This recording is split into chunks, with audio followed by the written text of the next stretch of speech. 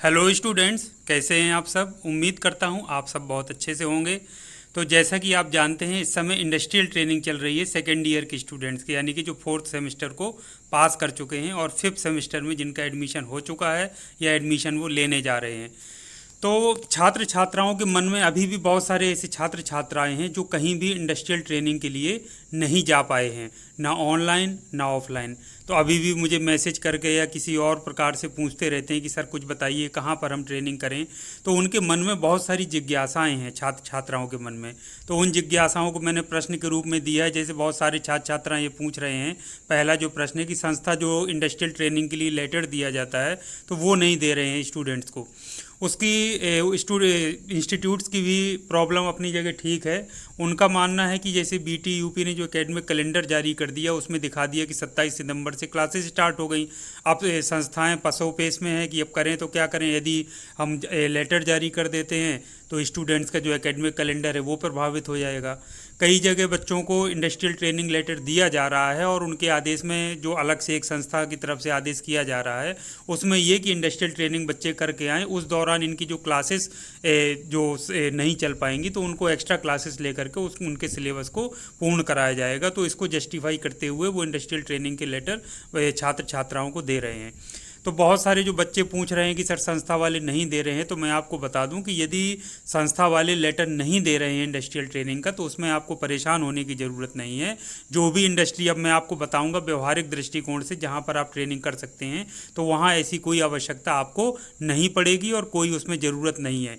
क्योंकि मैं आपसे फिर बता देता हूँ कि ये आपके पाठ्यक्रम का एक हिस्सा है इंडस्ट्रियल ट्रेनिंग करना। उसमें आप कोई अपनी तरफ से नहीं कर रहे हैं। उसके मार्क्स होते हैं बाकायदे, एक्सटर्नल एग्जाम होता है और फिफ्थ सेमेस्टर में उसके बाकायदे बाहर से परीक्षक आएंगे और आपसे प्रश्न पूछे जाएंगे, बाकायदा उसकी फाइल होगी, आपके पास सर्टिफिकेट होगा। तो उसमें ज़रा भी परेशान होने की आपको आवश्यकता नहीं है। यदि इंस्टीट्यूट आपको नहीं दे रहे हैं पत्र तो आप अपनी तरफ से व्यवहारिक दृष्टिकोण से ऑनलाइन या ऑफलाइन ट्रेनिंग कर लीजिए और आपको बस सर्टिफिकेट 28 दिन का यानी 4 सप्ताह का या 1 माह का आप प्राप्त कर लीजिए, तो वो आपका पूरी तरह से वैलिड रहेगा। बस ये चीज़ का ध्यान रखिए। अगर आपको पत्र मिल जाता है संस्था की तरफ से, जब लेटर दिया जाता है, तो उससे क्या होता है छात्र छात्राओं को थोड़ा सहूलियत हो जाती है। कई जगह जो अच्छे जो इंडस्ट्रियल सेक्टर हैं, बड़ी बड़ी इंडस्ट्रीज़ हैं, कंपनीज़ हैं, तो वो क्या करती हैं, उनके पास पूरा लेखा जोखा रहता है कि किन किन बच्चों को हमने इंडस्ट्रियल ट्रेनिंग कराई या इंटर्नशिप कराई। इसके लिए वो रिकॉर्ड मांगते हैं, संस्था की तरफ से लेटर मांगते हैं और उनको उसमें रिकॉर्ड में भी रखना पड़ता है। बाकी छोटी छोटी जो इंडस्ट्रीज़ हैं या छोटी छोटी कंपनीज़ हैं या कोई फर्म है तो उनको कोई ऐसी आवश्यकता नहीं पड़ती है, वो बिना पत्र के भी आपको इंडस्ट्रियल ट्रेनिंग करा सकते हैं। तो ये पत्र वाले के लिए आप जरा भी टेंशन मत लीजिए। व्यवहारिक दृष्टिकोण से मैं भी कंपनीज़ के नाम बताऊंगा, इंडस्ट्रीज़ के नाम बताऊंगा, तो उन पर आप जाकर के ट्रेनिंग वहाँ से कर सकते हैं। अब ट्रेनिंग ऑनलाइन करें या ऑफलाइन करें, सबसे बड़ी समस्या ये है, देखिए इंडस्ट्रियल ट्रेनिंग जो है आपका पूरी तरीके से फील्ड की ट्रेनिंग है। उसमें आपको ये मानते हुए उसमें पाठ्यचर्या में इसको रखा गया है कि बच्चा जो स्टूडेंट है वो बाहर जाएगा किसी भी इंडस्ट्री में, कंपनी में, उद्योग में या ऑर्गेनाइजेशन में और वहाँ की बारीकियों को समझेगा और व्यवहारिक दृष्टिकोण से जो उसका जो नॉलेज है उसको वो अर्जित करेगा, तो ना कि ऑनलाइन घर बैठे उसको करना है। तो पिछली बार की परिस्थितियाँ ऐसी थी कि लॉकडाउन की वजह से सारा बंद था, तो ऑफिशियली उसमें ऑर्डर किया गया था और बच्चों ने ऑनलाइन करके एक खाना पूर्ति किया था। लेकिन अभी चूंकि सब खुला हुआ है और इंडस्ट्रीज़ काम कर रही हैं, स्टूडेंट जा रहे हैं, ट्रेनिंग कर रहे हैं, तो बेहतर होगा कि ऑफलाइन करें। लेकिन यदि ऑफलाइन नहीं हो पा रहा है तो छात्र छात्राएं जरा भी टेंशन न लें, परेशान न लें। ऑनलाइन यदि आपकी व्यवस्था हो सकती है, वो भी मैं आज के अभी वीडियो में बताऊँगा, तो आप ऑनलाइन माध्यम से भी ट्रेनिंग करके इस बार अपना कंप्लीट कर लीजिए। लेकिन कोशिश करिए कि फाइल अच्छे से बनाएं और कुछ ना कुछ जो भी हो सकता है आप उसमें सीखने का प्रयास करें। दूसरा ये है कि बड़ी इंडस्ट्री में ट्रेनिंग का मौका ना मिल पाए तो क्या करें। इस समय चूँकि समय कम है, स्टूडेंट्स को टाइम मिला भी नहीं। व्यवहारिक दृष्टिकोण से देखें तो कुछ बच्चों के 18 सितंबर को एग्ज़ाम ख़त्म हुए, कुछ लोगों छात्र छात्राओं के 24 सितंबर को ख़त्म हुए। तो ऑब्वियस सी बात है कि उनको समय बहुत कम मिला है। इतने कम समय में छात्र छात्राएँ संस्था से लेटर प्राप्त करके कंपनी में, वहाँ बड़ी कंपनी में, इंडस्ट्री में दें, फिर उनको अनुमति मिले, फिर वो जाएँ, तो इतना समय बचा नहीं है। तो ठीक है, बड़ी इंडस्ट्री में यदि आपको मौका नहीं मिल पा रहा है है तो व्यवहारिक दृष्टिकोण से अपने आसपास की जो इंडस्ट्रीज़ हैं, जो उद्योग हैं, जो कंपनी है, ऑर्गेनाइजेशन है, आप वहाँ पर जाकर ये ट्रेनिंग कर लीजिए। जो भी बारीकियाँ आप सीख सकते हैं आप सीख लीजिए, फाइल अच्छे से आप बना लीजिए और उसके बाद आपका जो सर्टिफिकेट है उसको आप प्राप्त कर लीजिए, 1 माह का या उसको 4 सप्ताह का कह लीजिए। उसके बाद इंडस्ट्रियल ट्रेनिंग रिपोर्ट कैसे तैयार करें इसके बारे में मैं एक वीडियो अलग से बता चुका हूं। इंडस्ट्रियल ट्रेनिंग रिपोर्ट का एक जो फॉर्मेट है वो भी मैं अपने जो टेलीग्राम का जो पॉलीटेक्निक लिबरे लर्निंग ग्रुप है उसमें मैंने शेयर कर दिया है, तो स्टूडेंट्स उसको उस आधार पर बना सकते हैं। मेन जो चीज़ें हैं अपने हिसाब से उसको लिख सकते हैं, जो उन्होंने सीखा है इंडस्ट्रियल ट्रेनिंग के दौरान, जो चीज़ों को समझ पाए हैं उसको समझ सकते हैं। इससे उनको आगे भी बहुत हेल्प मिलेगी जब वो फाइनल ईयर में प्रोजेक्ट बनाएंगे। तो इसको ज़रूर करिए। अब आइए व्यवहारिक दृष्टिकोण से कुछ हम देख लेते हैं कहाँ कहाँ आप ट्रेनिंग कर सकते हैं, जो शायद छात्र छात्राओं के माइंड से कई बार मिसिंग हो जाती हैं। अब मैकेनिकल की जैसे बात करें या मैकेनिकल से जो मिलती जुलती ब्रांचेस होती हैं, तो यदि आपको जैसे मैकेनिकल हो गया, इलेक्ट्रिकल हो गया, इस तरीके की जो ब्रांचेस होती हैं, तो उनमें जैसे रेलवे का आप जानते हैं तो रेलवे के कई सारे कारखाने होते हैं। तो रेल इंजन जहाँ पे बनता है या रेलवे का कोई पार्ट बनता है तो रेलवे वर्कशॉप जैसे होती हैं, तो वहाँ पर आपका यदि आसपास आप कहीं रहते हैं, कुछ वहाँ से बातचीत हो जाए या किसी के माध्यम से आपकी बातचीत हो जाए तो वहाँ पर आप उनसे रिक्वेस्ट कर सकते हैं उससे ट्रेनिंग के लिए। रोडवेज की वर्कशॉप होती हैं, ज़्यादातर जनपदों में रोडवेज की वर्कशॉप बनी होती हैं, जहाँ ये रोडवेज बसें जब ख़राब हो जाती हैं या उनका इंजन में कुछ प्रॉब्लम या बॉडी में प्रॉब्लम होता है तो वहाँ पर बनती हैं। तो ये बात आप पता कर सकते हैं आसपास जा कर के कि देखिए रोडवेज का जो वर्कशॉप है, तो वहाँ अगर वहाँ के अधिकारियों से, कर्मचारियों से बात करेंगे, रिक्वेस्ट करेंगे, तो हो सकता है आपकी बात सुन करके वो आपको 1 महीने के लिए अपने यहाँ ट्रेनिंग दें और आपको वहाँ के बारीकियाँ सिखाएं और आपको सर्टिफिकेट भी दे दें। तो ये आपको व्यवहारिक दृष्टिकोण से मैं बता रहा हूँ, स्वयं जाकर आपको मिलना पड़ेगा। यदि किसी के माध्यम से आपकी बात हो जाए तो वो भी बहुत अच्छी बात है। तो इस तरह से आप कर सकते हैं। 2 पहिया, 3 पहिया, 4 पहिया वाहन, अब 2 पहिया में बाइक की इतनी सारी हीरो, होंडा, सुजुकी, इतनी सारी बाइक्स आपके पास हैं। हर जगह इतनी सारी एजेंसियां होती हैं, उनकी सभी में वर्कशॉप होती है। यहाँ पे सर्विसिंग होती है, रिपेयर होती है, सभी तरह की डैमेज यदि हो जाती है बाइक तो उनकी रिपेयरिंग होती है। तो वहाँ पर भी और सारी रजिस्टर्ड होती हैं। सबसे बड़ी बात है रजिस्टर्ड होना, पंजीकृत होना। तो 2 पहिया वाहन का यदि कोई वर्कशॉप है उनसे संपर्क आपका हो जाए तो वहाँ कर लीजिए।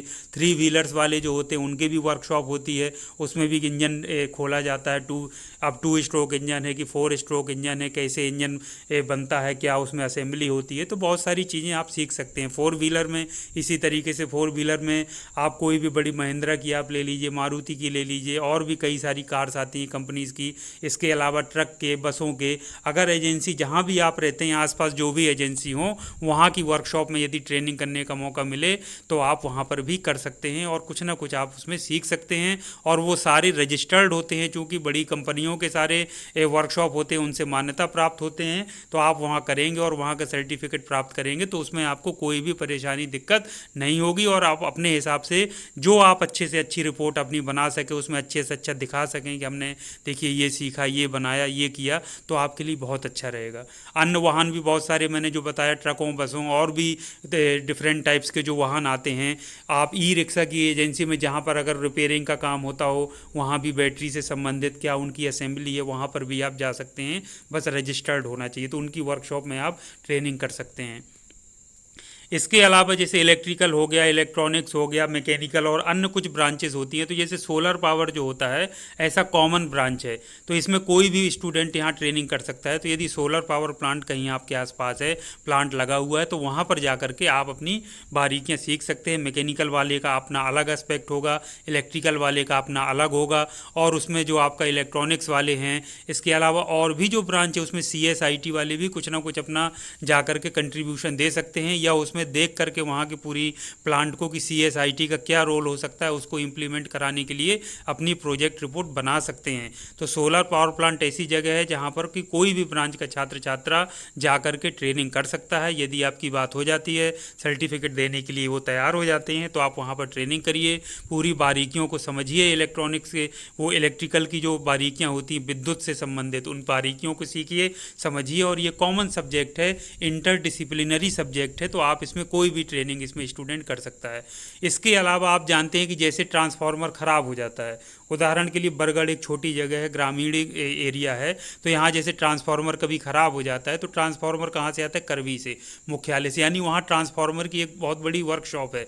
तो वहाँ ट्रांसफार्मर बनते हैं, नए ट्रांसफार्मर आते हैं, पुराना कहीं से ख़राब हो जाता है तो वहाँ पे ले जाया जाता है, नया ट्रांसफार्मर को बने हुए को लगाया जाता है। तो वो ट्रांसफार्मर के वर्कशॉप होता है बिजली विभाग का, विद्युत विभाग जो होता है।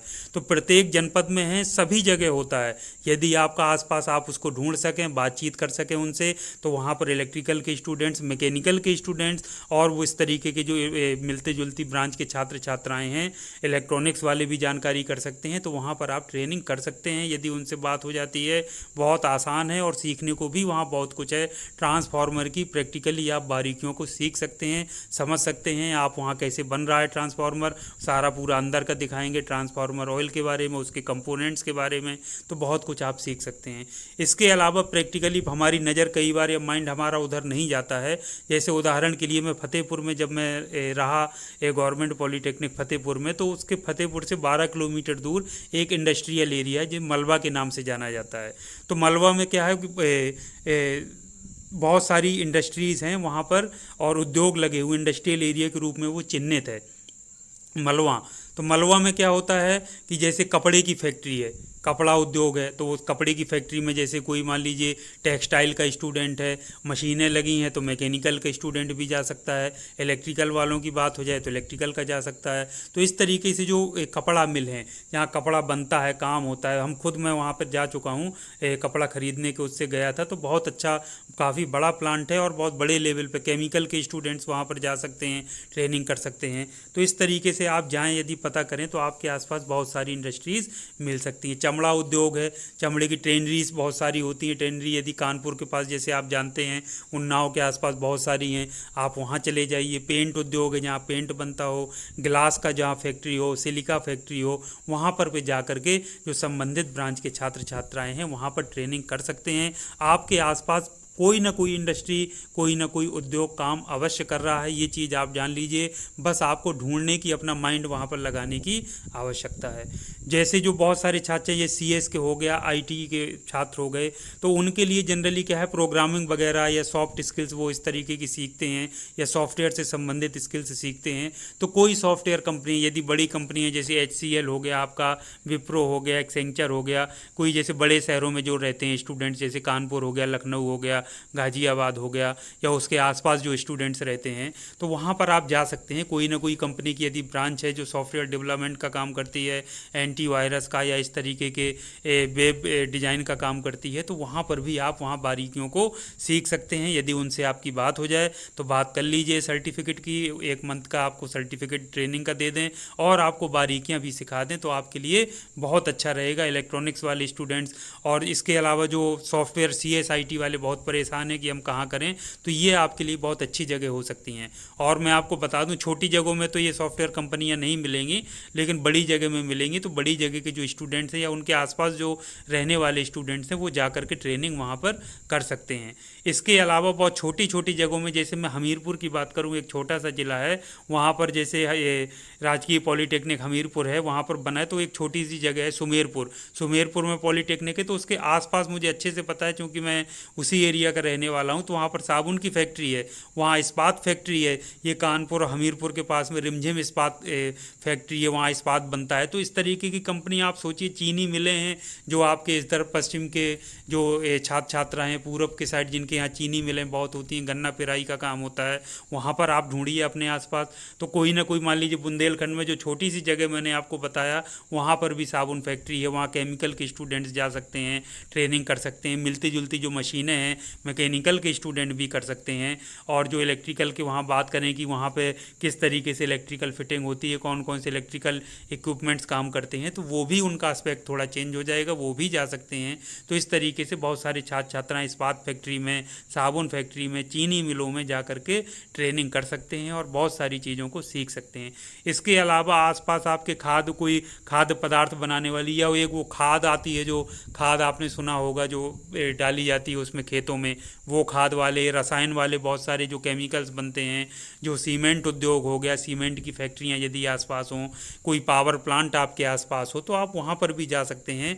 ये सिर्फ हमारे माइंड से कई बार मिसिंग हो जाता है, तो आपने आसपास माइंड, थोड़ा सा माइंड लगाइए, दिमाग लगाइए कि आसपास कोई है, इंटरनेट में सर्च करिए, लोगों से पूछिए, कोई ना कोई फैक्ट्री उद्योग इस तरीके के आपके पास मिल जाएंगी जहाँ पर आप बात करके आसानी से ट्रेनिंग अपनी कर सकते हैं।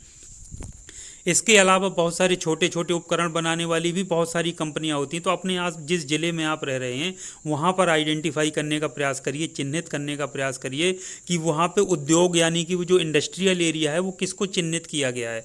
इसकी ऑनलाइन भी आपको बहुत सारी चीज़ों की जानकारी मिल जाएगी, तो वहाँ बहुत सारी कंपनियाँ होती हैं। अगर इंडस्ट्रियल एरिया के रूप में कोई चीज़ जगह चिन्हित है तो वहाँ बहुत सारी इंडस्ट्रीज़ होती हैं, पूरा औद्योगिक क्षेत्र होता है वो, वहाँ बहुत सारी मिल जाएंगी। आप जाएंगे, व्यवहारिक दृष्टिकोण से जानकारी करेंगे, पता करेंगे, तो आपको किसी न किसी उद्योग में ज़रूर सफलता मिलेगी। और लोग बहुत सारे ऐसे हैं जो वेट करते हैं कि हमारे यहाँ स्टूडेंट्स आएँ, हम उनको कुछ सिखाएं, और वो किसी तरीके की कोई पैसे वगैरह की चाय भी नहीं रखते, बल्कि और उल्टा से आपका आवभगत भी करते हैं कि हमारे यहाँ स्टूडेंट्स आए हैं, सीखना चाहते हैं तो हम उनको ट्रेनिंग दें। ऐसे भी बहुत अच्छे लोग हैं, आप ये चीज़ जान लीजिए। बस हमारे प्रयास करने की देर है, तो इसको थोड़ा सा प्रयास करके आप देख सकते हैं। इसके अलावा जैसे पत्थर उद्योग कई जगह, जैसे आप महोबा में कबरई जगह है तो वहाँ बड़ी बड़ी क्रशर्स लगी हुई हैं, स्टोन क्रशर जिसको हम कहते हैं, बड़े पत्थरों का काम होता है। तो बड़ी बड़ी मशीनें वहाँ पर होती हैं जो पत्थरों को उसको क्रश करती हैं और डिफरेंट टाइप्स की गिट्टी बनती है। तो उसमें मैकेनिकल के लिए भी स्कोप है आपका, इसके साथ साथ में सिविल का भी स्कोप है। डिफरेंट टाइप के कंक्रीट, गिट्टी जो और उसमें डिफरेंट टाइप्स के मटेरियल्स उसमें वो पदार्थ बनते हैं, तो उनको भी स्टडी आप लोग कर सकते हैं, उसके बारे में पूरी जानकारी हासिल कर सकते हैं। तो ये सारे पत्थर उद्योग, क्रशर मिल यहाँ पे अगर आसपास आपके हैं, कहीं काम होता है तो वहाँ पर आप काम कर लीजिए। यूरिया भी, कई बार यूरिया बनता है, मिले हैं तो वहाँ मशीनें लगी होती हैं, वहाँ पर केमिकल के स्टूडेंट्स, इसके अलावा मैकेनिकल के, इलेक्ट्रिकल का तो हर जगह काम होता है, तो अपना एस्पेक्ट चेंज हो जाएगा। इलेक्ट्रिकल का स्टूडेंट अपने हिसाब से चीज़ें सीख ले तो वो कर सकता है।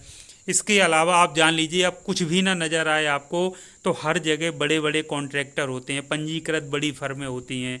जैसे उदाहरण के लिए मैं सिविल की बात करूं तो सिविल में बड़े बड़े आपने देखा होगा ठेकेदार होते हैं, या छोटे ठेकेदार रजिस्टर्ड होते हैं, कई कैटेगरी उनकी होती हैं ABC। तो यदि वो कैटेगरी कोई आपको किसी माध्यम से संपर्क हो, जो रोड बनाता हो, पुलियाँ बनवाता हो, कुछ रेलवे का कंस्ट्रक्शन का वर्क लेता हो, कॉन्ट्रैक्ट लेता हो, तो वहाँ पर बिल्डिंग बनवाता हो, अरे किसी के अंडर में आप बात कर लीजिए, कहीं ना कहीं से संपर्क जरूर हो जाएगा किसी न किसी कॉन्ट्रैक्टर से। वहाँ पर जाइए, वो बारीकियाँ सिखा देगा। रोड का काम, पुलिया का काम बन रहा होगा, आपको 1 महीने का लेटर हेड में सर्टिफिकेट यही तो लिख के देना है कि फला छात्र ने हमारे अंडर में यहाँ काम किया और यहाँ पे ये निर्माण कार्य रोड का हो रहा था या भवन का हो रहा था, तो वहाँ पे सारी बारीकियाँ सीखी, यही चीज़ लिख देंगे, लीजिए आपका सर्टिफिकेट हो गया।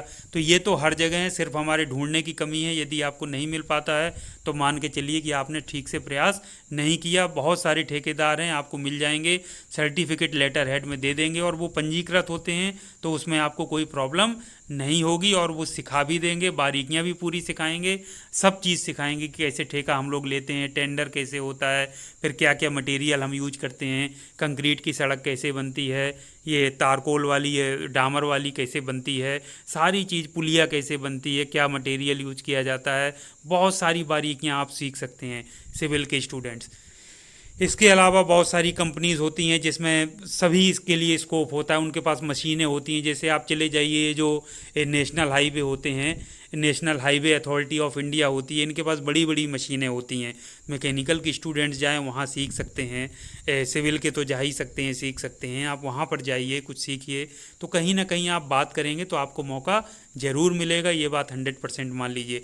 इसके अलावा मैं उदाहरण आपको देता हूँ, बहुत सारे टीवी, फ्रिज, कहीं कंपनी हो इन सब बनने की, जहाँ बनती हो, घरों में इतने सारे सामान होते हैं, वो कंपनी तो कहीं ना कहीं होंगी। अब जैसे अलमीरा बनती है, त्रिवेणी अलमीरा है, गोदरेज अलमीरा है, तो इनकी तो फैक्ट्रियाँ कहीं ना कहीं होंगी ना। लखनऊ के पास है, मैं वहाँ जा चुका हूँ, वहाँ पता करिए कहाँ कहाँ फैक्ट्रियाँ हैं, अलमारियाँ कहाँ कहाँ बनती हैं, रजिस्टर्ड बड़ी कंपनी है, वहाँ सीख लीजिए। उसमें बहुत सारी चीज़ें होती हैं मैकेनिकल के, और जो पेन टेक्नोलॉजी के जो बच्चे हैं, जो बहुत सारी और दूसरे ब्रांचेस के बच्चे हैं, वहाँ जाकर के स्टूडेंट सीख सकते हैं, और वहाँ पर आपको सर्टिफिकेट मिलेगा, और पूरी तरीके से वो सर्टिफिकेट आपका मान्य भी रहेगा। तो आपको ये इस तरीके के आइटम देखना है कि कहाँ पर बन रहे हैं, मैन्युफैक्चरिंग हो रहा है, या सॉफ्टवेयर CSIT का स्टूडेंट है तो कहाँ पर वेब डेवलपमेंट की कोई कंपनी है, कोई भी बहुत सारे वेब डेवलप करती हैं, वो रजिस्टर्ड होती हैं फर्म। सिर्फ ऑनलाइन सर्च कर लीजिए तो आपको सैकड़ों की लिस्ट निकल कर आ जाएगी। उनसे फ़ोन पर या संपर्क कर लीजिए कि हमको सिखा दीजिए और हमको इतने दिनों का सर्टिफिकेट दे दीजिए, वो आपको दे देंगी सर्टिफिकेट और आपको सिखा भी देंगी बहुत सारी चीज़ें, बारीकियाँ व्यवहारिक दृष्टिकोण से।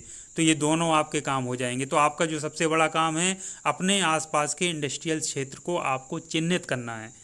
अब जो मुख्य बात आती है, मैं बात बता दूं ऑनलाइन ऑफलाइन की, तो देखिए आजकल जो ऑनलाइन के नाम पर जो बच्चों से जिस तरह से फीस वसूली जा रही है, कोई 4,000 मांग रहा है, कोई 6,000 2,000, वो चीज़ गलत है। प्रयास करिए कि आपको पैसा ना देना पड़े। तो आपको मैं एक व्यवहारिक दृष्टिकोण से और बताता हूँ, कौशल विकास मिशन के सेंटर चलते हैं और इस समय बहुत तेज़ी से चल रहे हैं। चूँकि मैं खुद मीटिंग में गया था, उसमें जिलाधिकारी महोदय की, वहाँ पर सारे जो सिखाने वाले जो थे इस तरह कौशल विकास मिशन के जो केंद्र थे, वहाँ के सारे लोग आए हुए थे कर्मचारी। तो वो खुद चाहते हैं कि हमें कोई स्टूडेंट्स मिलें, हमारे पास आएँ, कुछ सीखें, हमारा नाम हो। तो आप ऐसी जगहों पे संपर्क करके फ्री ऑफ कॉस्ट आप सीख भी सकते हैं, सर्टिफिकेट भी आपको देंगे और सिखा भी देंगे, और आसानी से आपका ये प्रशिक्षण भी हो जाएगा। वहाँ बारीकियाँ भी आप आसानी से सीख सकते हैं। इसके अलावा MSME द्वारा मान्यता प्राप्त भी पूरे देश में चल रहा है। सिर्फ उत्तर प्रदेश की बात मैं नहीं कर रहा हूँ, पूरे देश में चलते हैं और उत्तर प्रदेश में भी बहुत सारे हैं, हर जगह हैं। तो यदि आपके आसपास ना मिले तो ऑनलाइन उनसे बात कर लीजिए, उनका नंबर ले लीजिए जो रजिस्टर्ड हो MSME की वेबसाइट में जाकर, उनको ढूंढिए, उनसे संपर्क करिए और उनसे बोलिए कि यदि मशीनों में मान लीजिए या जो भी बारीकियां वो सिखा रहे हैं, CSIT से संबंधित हैं, इलेक्ट्रिकल इलेक्ट्रॉनिक से रिलेटेड, मैकेनिकल से संबंधित जो भी कोई जो क्षेत्र से संबंधित वो ट्रेनिंग दे रही हैं या देती हैं, तो ऑनलाइन बोलिए कि प्रशिक्षण हमको दे दीजिए और हमको सर्टिफिकेट भाई इतने दिन का चाहिए, 4 सप्ताह का, 1 माह का। तो व्यवहारिक दृष्टिकोण से आप बात करेंगे तो वो भी इस पर राजी हो जाएंगे। और बहुत सारे स्टूडेंट्स ने पिछले साल किया भी था और उनको ज़्यादा कोई पैसा भी खर्च नहीं करना पड़ा और उनका काम भी आसानी से हो गया। लेकिन ये प्रयास आपको स्वयं करना पड़ेगा, नेट पर ढूंढना पड़ेगा, जो ऐसे छात्र छात्राएं ट्रेनिंग कर चुके हैं उनसे संपर्क में रहना पड़ेगा, एक दूसरे के संपर्क में रहिए, एक दूसरे की मदद करिए।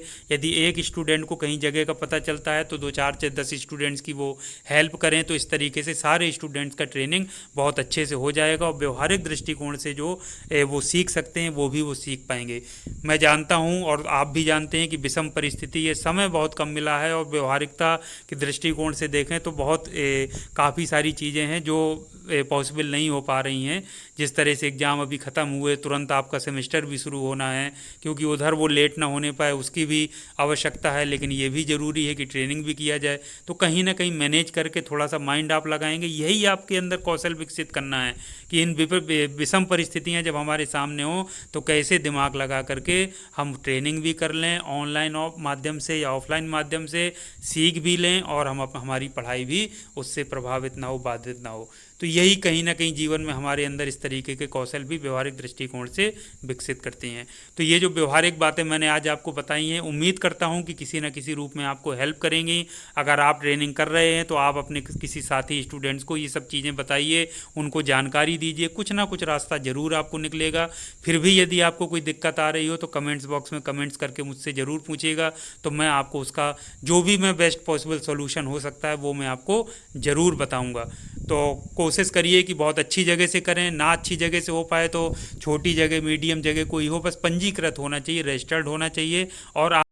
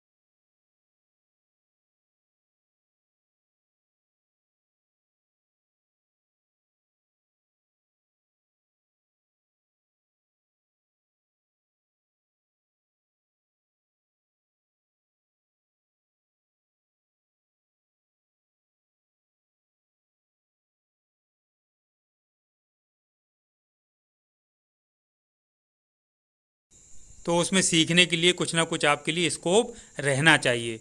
तो आज के लिए इतना काफ़ी है। उम्मीद करता हूँ आपको मेरा वीडियो पसंद आया होगा। इसी तरह के उपयोगी वीडियो के साथ फिर आपसे मिलता हूँ। तब तक के लिए थैंक यू वेरी मच। आपका दिन शुभ हो।